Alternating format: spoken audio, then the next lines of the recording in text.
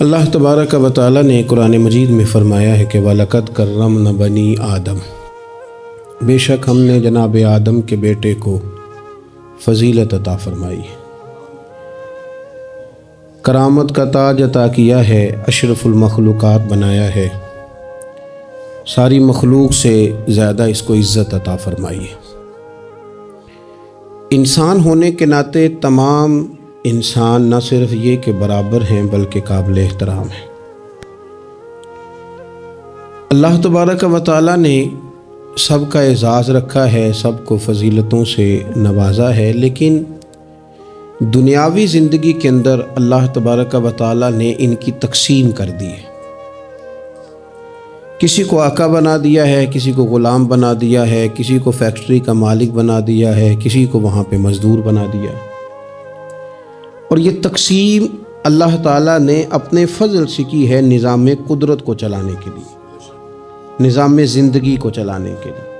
اور قرآن مجید فرماتا ہے نحن قسمنا بینہم معیشتہم فی الحیات الدنیا، ہم نے دنیاوی زندگی میں ان کی معیشت کو تقسیم کر دیا، ان کے درمیان معاملات کو تقسیم کر دیا ہے، خود اللہ نے کیا۔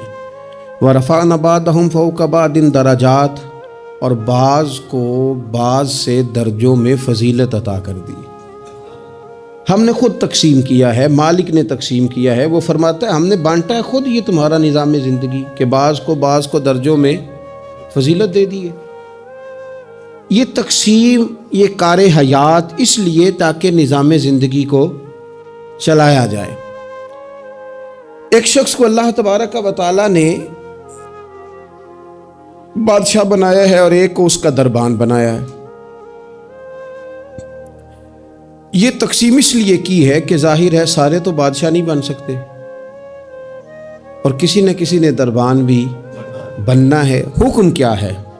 حکم یہ ہے کہ وہ دربان احساس کمتری کا شکار نہ ہو، وہ یہ سمجھے کہ اللہ تعالیٰ نے اس ملک میں اسی جگہ میری ڈیوٹی لگائی ہے، اور بادشاہ تکبر کا شکار نہ ہو، وہ یہ تو سمجھے کہ اللہ نے مجھے اعزاز دیا ہے، مجھے فضیلت دی ہے، ملک چلانے کے لیے اللہ تعالیٰ نے مجھے چنا ہے، لیکن وہ اس دربان کو اپنے سے کم تر نہ سمجھے، اسے حقیر نہ سمجھے، اپنے ذہن کے اندر یہ بات بٹھائے کہ جس طرح بحیثیت انسان رب نے مجھے فضیلت عطا کی ہے، اسے بھی اللہ نے اسی طرح ہی فضیلت عطا فرمائی۔ اور اگر انسان ہونے کے ساتھ ساتھ وہ مسلمان بھی ہے، مومن بھی ہے، تو پھر تو نبی پاک صلی اللہ تعالی علیہ وسلم نے فرمایا میرے مومن کی عزت اللہ کی نظر میں کعبے سے بھی زیادہ ہے، پھر تو اور زیادہ فضیلت اس کی سمجھے گا۔ ہم نے اس تقسیم حیات کو اپنے اوپر طاری کر لیا ہے، اور کچھ لوگ احساس کمزوری کا شکار ہو گئے ہیں، اور کچھ لوگ ایسے ہیں جو بلا وجہ تکبر کا شکار ہیں۔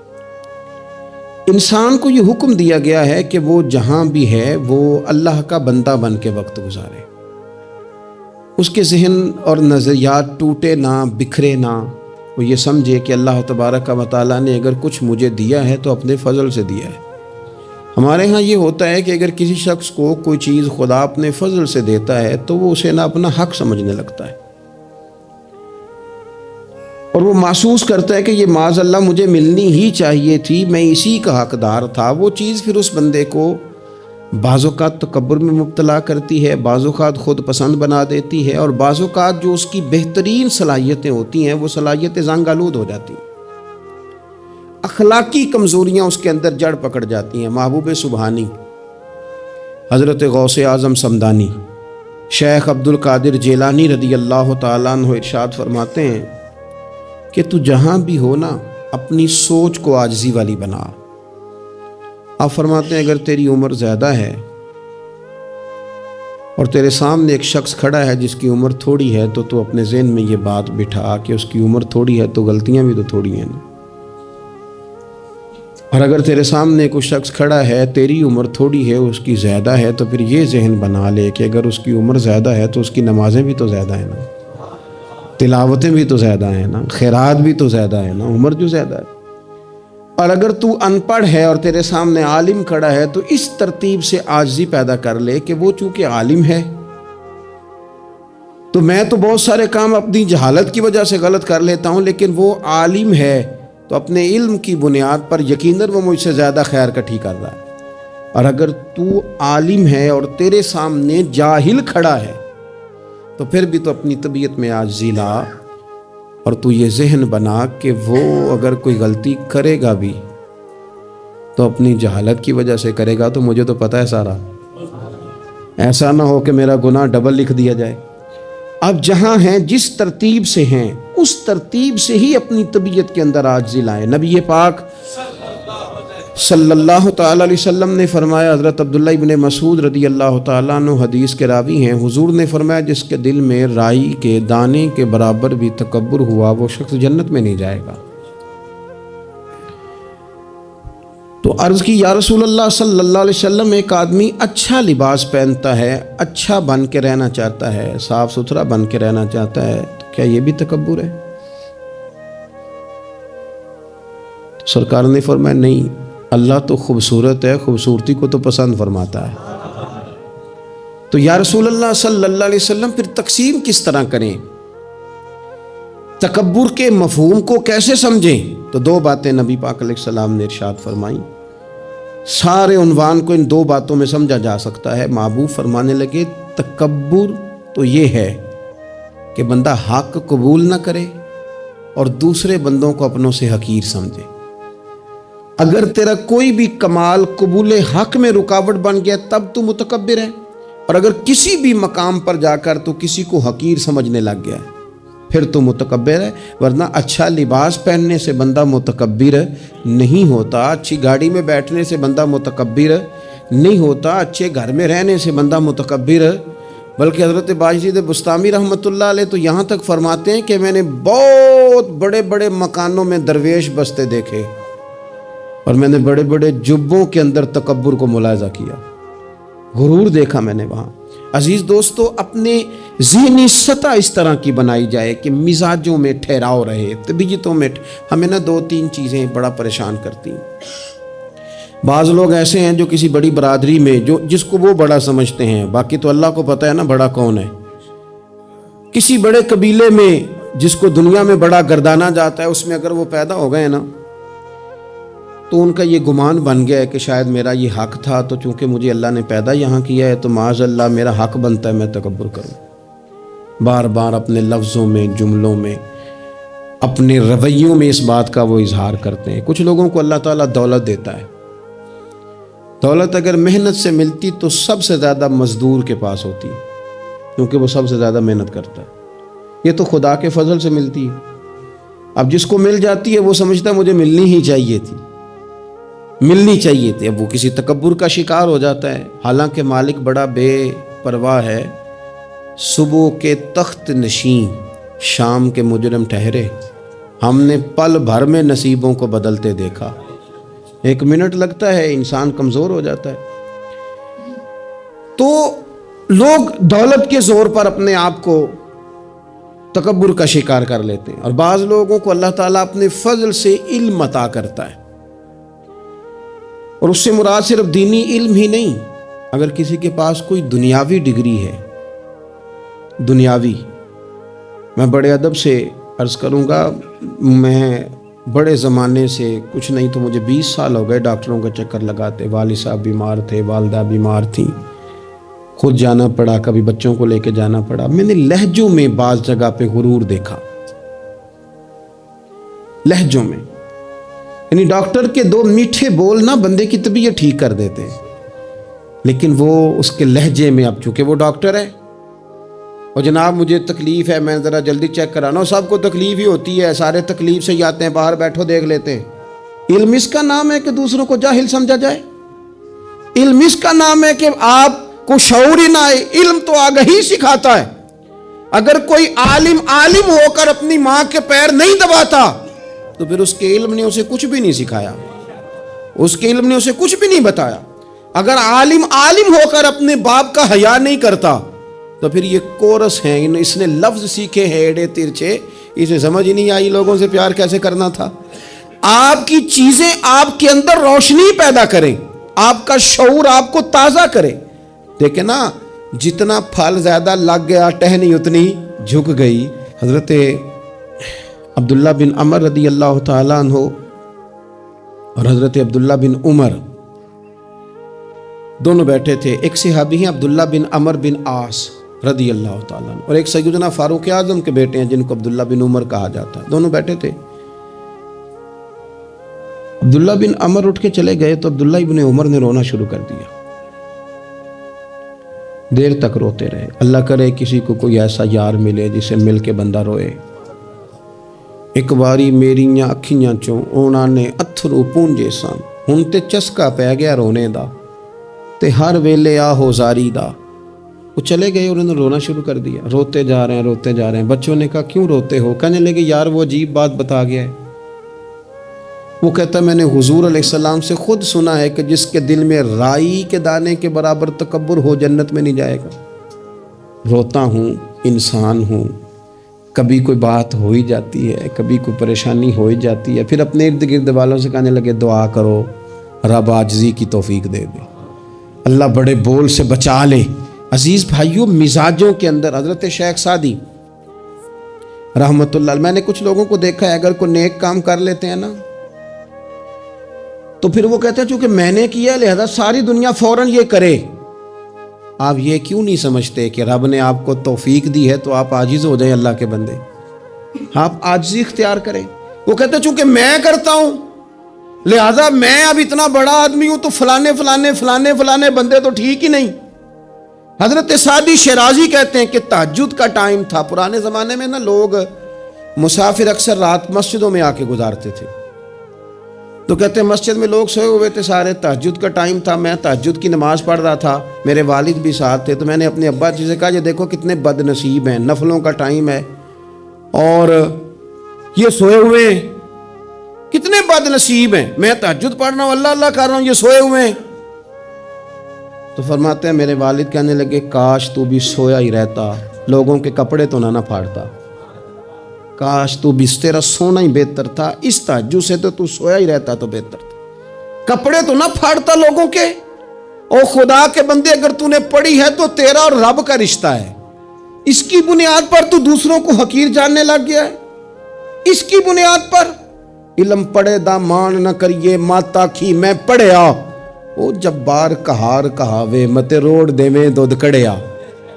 تھوڑا سا اپنے طبیعت میں عاجزی پیدا کر. یہ تو دیکھیں نا کتنے بڑے بزرگ ہیں، حضرت فضیل بن عیاض، 60,000 لوگوں نے حج کیا. حضرت کے بھی وہ حجوں میں بہت 21واں 22واں حج تھا. کسی نے پوچھا حضور اس سال حج کے بارے میں آپ کا کیا خیال ہے؟ تو آپ فرمانے لگے جتنے بھی حاجی آئے سارے ہی نیک تھے، حج ضرور قبول ہوگا، اور اگر کسی وجہ سے کوئی کمی رہ گئی تو وہ میری نحوست کی وجہ سے رہ جائے گی، اس لیے کہ ان میں سب سے زیادہ گناہ گار میں ہی ہوں. میری وجہ سے کوئی رہ گئی تو رہ گئی، ورنہ تو امید ہے خدا فضل ہی فرمائے گا. آپ کے مزاج میں جب عاجزی ہوتی ہے کہ نا، اگر آپ کسی مقام پہ فائز ہیں تو وہ تو اللہ نے دیا آپ کو، تو اب تو آپ کو اس مقام پر جا کے بھی عاجزی ہی کرنی چاہیے تھی. اور اگر آپ وہ عاجزی نہیں کر رہے تو اس کا مطلب ہے آپ بہت ساری خطاؤں کا شکار ہیں. ہمارے زمانے میں نا ایک رواج آیا ہے کمزوریاں بیان کرنے کا، اور کمزوری اکثر وہ بندہ بیان کرتا ہے جو اپنے آپ کو کچھ سمجھتا ہے. لوگ ایک دوسرے کی کمزوریاں ڈسکس کرتے ہیں، بلکہ پہلے تو لوگ لوگوں کی کمزوریاں بیان کرتے تھے، اب جماعتیں جماعتوں کی کمزوریاں بیان کرتی ہیں. اب پارٹیاں پوری پارٹیوں کی کمزوری بات اتنی اجتماعیت تک چلی گئی کہ سوچے محدود سے محدود تر ہو گئی. اللہ تعالیٰ نے ایک دفعہ حضرت موسیٰ کلیم اللہ علیہ السلام سے فرمایا کہ آپ کی قوم میں جو سب سے نیک آدمی ہے نا اسے ڈھونڈ کے میری بارگاہ میں لائیں. حضرت موسیٰ علیہ السلام نے نا جس کو سب سے زیادہ نیک سمجھتے تھے اسے اللہ کے حضور پیش کیا. مالک یہ سب سے زیادہ نیک ہے، جسے حضرت موسیٰ کلیم نیک کہیں، وہ کتنا کو نیک ہوگا. یا اللہ یہ نیک ہے. حضرت موسیٰ علیہ السلام سے رب کریم نے فرمایا اب اس بندے کی ڈیوٹی لگاؤ کہ یہ اس قوم میں جو سب سے گناہ گار ہے وہ بندہ ڈھونڈ کے لائے. اگر یہ ڈیوٹی ہماری لگتی تو پھر تو اللہ خیر کرے، سارے گناہگار تھے ماں سوائے میرے، خدا مجھے ایسی خدائی نہ دے کہ اپنے سوا کچھ دکھائی نہ دے۔ جناب اس کی ڈیوٹی لگائیں، حضرت موسیٰ کی گواہی ہے یہ سب سے زیادہ نیک ہے، اس کی ڈیوٹی لگائیں، یہ سب سے گناہگار بندہ ڈھونڈ کے لائے۔ آپ نے ڈیوٹی لگا دی تو وہ عرض کرنے لگے حضور 3 دن کی مہلت دے، میں بندہ ڈھونڈتا ہوں۔ 3 دن 3 راتیں گزر گئیں، آنے کا وقت آیا تو اسی نے ایک آدمی نے کیا کیا، اپنے گلے میں رسی ڈالی اور اپنے ہی ہاتھ سے پکڑ کے لا کے حضرت موسیٰ کلیم کے دست مبارک میں دے کے کہا حضور 3 دن کوشش کی ہے، سب سے زیادہ گناہگار میں ہی ہوں۔ برے بندے تو میں لبن ٹریا تے جگ تے ملیا نہ کوئی، تے اپنے اندر چاتی پائی تے میتھوں برا نہ کوئی، میں ہی ہوں۔ تو حضرت موسیٰ کلیم علیہ السلام فرمانے لگے یہ تو نے کس طرح تجزیہ کیا؟ عرض کی حضور بعض لوگوں کی نا چھوٹی موٹی کوتاہیاں میرے سامنے تھیں، اس پر میں نے غور کیا، لیکن ان کی غلطیاں یقینی نہیں تھیں، میرا گمان ہی تھا، پورا مجھے یقین نہیں تھا کہ یہ غلطیاں ہیں، لیکن جو میری غلطیاں تھیں ان کا مجھے پورا یقین تھا کہ یہ ہیں۔ کسی کی غلطیاں میرے سامنے یقینی نہیں تھی، اپنی کوتاہیاں میرے سامنے یقینی تھیں، اور جو زیادہ یقینی چیزیں تھیں نا اس پر جب میں نے غور کیا تو پھر میں سمجھا کہ اس بستی میں سب سے گناہگار میں ہی ہوں۔ آپ مجھے نا بتائیں اب میرے لیے آپ نے کیا کرنا ہے؟ جناب موسیٰ وہیں کھڑے تھے تو رب کریم نے حضرت موسیٰ سے کلام فرمایا، وحی فرمائی، فرمایا میرے کلیم اس کو جو سب سے زیادہ فضیلت ملی ہے وہ نمازوں کی وجہ سے نہیں ملی، یہی اس کی عاجزی ہے جس کی وجہ سے رب نے سب سے زیادہ فضیلت عطا فرمائی۔ یہ اس کے ذہن کے اندر بات ہے جس سبب سے اللہ تعالیٰ نے اسے یہ اعزاز دیا۔ تھوڑا سا نا چیزوں کو سمجھا جائے، انسان اپنی ذہن سازی کرے، اپنے اوپر غور کرے۔ ہم اپنے آپ کو 2 4 5 چیزیں دیکھ کے تسلیاں دے کے بیٹھ جاتے ہیں کہ نہیں چھوڑ، تو ساری دنیا اتنی خراب ہے، تو فلانی نیکی بھی کرتا ہے۔ اس سے نا انسان کی روحانی زندگی کمزور پڑ جاتی ہے، اس کے افکار پہ میل کچیل چڑھنے لگ جاتی ہے، وہ آہستہ آہستہ کمزور ہونے لگ جاتا ہے۔ کچھ بھی فرق نہیں پڑتا اگر طبیعت میں عاجزی آ جائے تو کوئی فرق، مثلا کیا ہو جائے گا اگر کوئی شخص تھوڑا بہت اگر کام کر لے، اگر کسی وقت وہ کوئی عاجزی اختیار کر لے تو اس سے فرق پڑ جائے گا۔ اور میں نے دیکھا سوسائٹی کا یہ ماحول بن گیا، وہ جناب تساں شاہ پر چکے ہے، اور بڑے اور انداز میں لوگ بات کرتے ہیں، اپنی طبیعتوں پہ بوجھ ڈالا جائے۔ ہمارے ہاں نا ایک لمبی لسٹ ہے ان لوگوں کی جن کی وجہ سے ان کے اپنے تکلیف میں یعنی کیا مثلا کیا کہہ سکتا ہے بندہ؟ داماد کو کہہ سکتا ہے کچھ، لیکن اس نے مصیبت کھڑی کی ہوئی ہے، وہ بیٹی کو اور نواسوں کو لے کے آتا ہے تو دروازے پہ چھوڑ کے چلا جاتا ہے، کہتا ہے سٹیٹس ہی نہیں میرا۔ میں ایک جنازے پہ چلا گیا تو قبرستان میں ایک فیملی میں کسی کا انتقال ہو گیا، تو قبرستان میں ان کا داماد اپنے بردر ان لا سے سالے سے کہہ رہا ہے کہ وہ تم نے تو اپنے ابا کی قبر پہ تختی بھی نہیں لگائی، اتنے بھائیوں تختی بھی نہیں لگا سکتے۔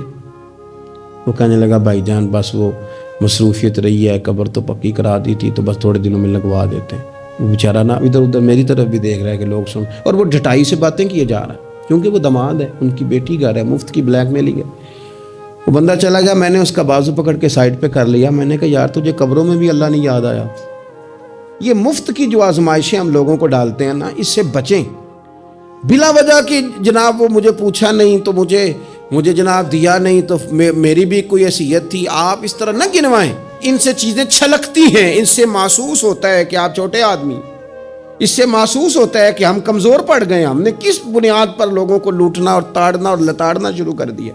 انسان ہوتا ہے، اور وہ جب ان چیزوں سے نکل جاتا ہے نا تو محسوس ہوتا ہے کہ وہ بندہ بڑا آدمی ہے کہ جو نہ اسے کوئی یہ پرواہ ہے کہ مجھے کوئی بٹھائے کہاں پہ، نہ اسے کوئی یہ ٹینشن ہے کہ کوئی یہ۔ میں نے دیکھا ہے بعض بڑے لوگ ان چیزوں سے ویسے نکل جاتے ہیں۔ حضرت عمر رضی اللہ تعالیٰ عنہ مال غنیمت کا اونٹ گم ہو گیا تو تلاش کر رہے تھے، تو ایک بندے نے کہا کسی غلام کو کہہ دیتے، فرمانے لگے میں بھی تو غلام ہی ہوں، میں بھی تو اپنے محبوب کا غلام ہوں۔ کسی غلام کو کہہ دیتے، اس کا کیا مطلب؟ اس لیے اس تکبر سے اپنے آپ کو بچا کے لوگوں کے لیے آسانی کی جائے، اپنوں کو پیار دیا جائے، اپنوں کو محبت دی جائے۔ جب آپ کسی سے پیار کریں گے، اعزاز دیں گے، تو اس میں محسوس ہوگا کہ ہماری اپنی بھی کوئی شان ہے، عظمت ہے، ہم وزادار ہیں۔ دیکھیں میرے نبی پاک صلی اللہ تعالیٰ علیہ وآلہ وسلم کے صحابہ حضور کا اتنا ادب کرتے تھے کہ نبی پاک صلی اللہ علیہ وسلم کے دروازے پر نہ پوری ہتھیلی سے دستک نہیں دیتے تھے، انگلی کے پوروں سے، ناخنوں سے۔ ادب ہے۔ وہ کسی نے کہا تھا کہ باب جبریل کے پہلو میں ذرا دھیرے سے، خواجہ فخر الدین فرماتے ہیں باب جبریل کے پہلو میں ذرا دھیرے سے، فخر کہتے ہوئے جبریل کو یوں پایا گیا، ہم نے نہ پلکوں سے درے یار پہ دستک دی ہے، کیونکہ ذرا آواز اونچی ہوئی تو عمر کا سرمایا گیا۔ صحابہ یوں ادب کرتے کہ اونچا سانس نہیں لیتے تھے حضور کی بارگاہ۔ نبی پاک صلی اللہ علیہ وسلم کے وجود سے وضو کا پانی تو وہ نیچے نہیں گرے گا، وہ نیچے تھیلیاں کر دیتے تھے۔ آنکھیں حضور کی بارگاہ میں نہیں اٹھاتے تھے۔ بعد سے پوچھا جاتا حلیہ بیان کر دو، کہتے تھے اتنی جرت ہی نہیں تھی حضور کو دیکھ سکے۔ وہ اتنا ادب کرتے، لیکن نبی پاک صلی اللہ علیہ وسلم کا ان کے ساتھ معاملہ کیا تھا؟ جنگ بدر کے لیے جب سواریاں جا رہی تھی نا، تو ایک ایک سواری پہ 3 لوگ تھے۔ تو اسلام مذہب بڑا حسین ہے نا، یہ رحمت للعالمین محبوب کا پیغام ہے نا۔ اب ایک ایک سواری پہ 3 بندے بیٹھیں گے، تکلیف ہوگی۔ طے یہ پایا کہ 2 بیٹھ جائیں، 1 پیدل چلے۔ نبی پاک صلی اللہ علیہ وسلم نے فرمایا مجھے بھی 2 بندے دے دو۔ نصیبہ جاگا سیدنا ابو لبابہ کا، حضرت علی المرتضیٰ شیر خدا کا، یہ دونوں رسول پاک صلی اللہ علیہ وسلم کے ساتھ ہیں۔ اب ایک دفعہ باری حضرت ابو لبابہ سرکار کے پیچھے بیٹھیں گے، مولا علی پیدل چل رہے ہیں۔ اس شخص کا کمال تو دیکھیں جس کے ہاتھ میں اس سواری کی لگام ہے جس کے سوار مدینے والے رسول ہیں صلی اللہ تعالی علیہ وسلم۔ پھر باری آئی حضرت علی پیچھے بیٹھے ہیں، لگام حضرت ابو لبابہ نے تھام لی۔ وہ سوئے لال ہزار پھرتے ہیں اور تیرے دن اے بہار پھرتے ہیں۔ نبی پاک صلی اللہ علیہ وسلم کی سواری کی لگام تھامی ہوئی، باری لگ گئی، حضور نے پیدل چلنا ہے۔ کیوں ہاتھ باندھے ہیں دونوں نے، عرض کی حضور خادم جو حاضر ہیں، مہربانی کریں نا، آپ بیٹھے نا، ہم پیدل چلتے ہیں آپ کی باری۔ تو نبی پاک صلی اللہ تعالی علیہ وسلم کا جو لہجہ ہے عزت دینے کا، 2 جملے حضور نے کہے، آپ دونوں جملوں میں حضور نے جو غلاموں کو عزت دی وہ بھی دیکھیے، سمجھانے کا انداز بھی دیکھیے، اور امت کے دلوں میں عاجزی پیدا کرنے کا طریقہ بھی دیکھیے۔ حضور سید عالم علیہ الصلوۃ والسلام فرمانے لگے تم دونوں مجھ سے زیادہ طاقتور ہو، تم زیادہ طاقت رکھتے ہو کہ پیدل چلو، میں بھی چل سکتا ہوں۔ اور پھر فرمایا تم دونوں کو کوئی زیادہ اجر کی ضرورت ہے، میں نے بھی تو اپنے رب سے اجر لینا ہے نا، دین کے رستے میں چلنے کا میں نے بھی تو اجر لینا ہے۔ تھوڑی دیر ہوئی ایک آیا کالیاں زلفاں والا، تھوڑی دیر ہی ہوئی ایک آیا سی کالیاں زلفاں والا، وہ 2 گھڑیاں ہی میرے من وچ رکیا کر گیا نور اجالا۔ اتنا کرم 2 جملوں سے طبیعت ہی بدل گئی۔ فرمایا تم کو زیادہ طاقتور ہو، تمہیں کو زیادہ اجر چاہیے۔ آپ اگر پیار کریں گے نا، تھوڑی تھوڑی محبت کریں گے، تھوڑا تھوڑا انداز آپ اختیار کریں گے۔ میں نے دیکھا ہے کوئی افسر صاحب بن گئے ہیں، کوئی پیر صاحب بن گئے ہیں، کوئی علامہ صاحب بن گئے، ناراض نہ ہونا، کوئی نمازی صاحب بن گئے، کوئی حاجی صاحب بن گئے، کوئی فلانا صاحب بن گئے، تو بس وہ ہم کچھ نہ کچھ بن ہی گئے ہیں۔ اور جن لوگوں کو ہماری وجہ سے سکون مل رہا تھا وہ ڈھونڈ رہے ہیں، پتر ملے، بھائی ملے، شاگرد ملے، دوست ملے۔ یہ ساری صورتیں بھی تو لوگوں کو چاہیے۔ اور آپ کی عظمت میں، شان میں کوئی فرق نہیں پڑتا۔ آپ اگر کچھ ہے نا، صدر اگر ایوان صدر میں ہو تو پھر بھی صدر ہی ہوتا ہے، اور اگر دورے پہ ہو تو پھر بھی صدر ہی ہوتا ہے۔ حضرت عمر بن عبدالعزیز رحمۃ اللہ علیہ نا، آپ کو خادم دیا گیا تھا، بادشاہ وقت تھے نا، خادم ملا ہوا تھا، ایک رات کو آپ کے پاس رہتا تھا، ایک دن کو رہتا تھا۔ رات کو ایک مہمان آ گیا تو چراغ جل رہا تھا، جناب عمر بن عبدالعزیز رحمۃ اللہ علیہ کچھ لکھ رہے تھے، تو وہ خادم کی آنکھ لگ گئی، وہ سو گیا۔ انسان ہی ہے نا، نیند آ ہی جاتی ہے، لیکن وہ آتی ہے صاحب کو، چوکیدار کو تو نہیں نہ آنی چاہیے۔ پھر صاحب کہتے ہیں تو تنخواہ کا دی لینا ہے، تینوں رکھیا کا دے لیے، یہی لفظ ہے نا جی، اس کو تو نہیں نہ آنی چاہیے، ڈرائیور کو تو نہیں نہ آنی چاہیے، وہ تو نیند تو شاید صرف مالک کے لیے، ڈرائیور کے لیے تھوڑی ہے۔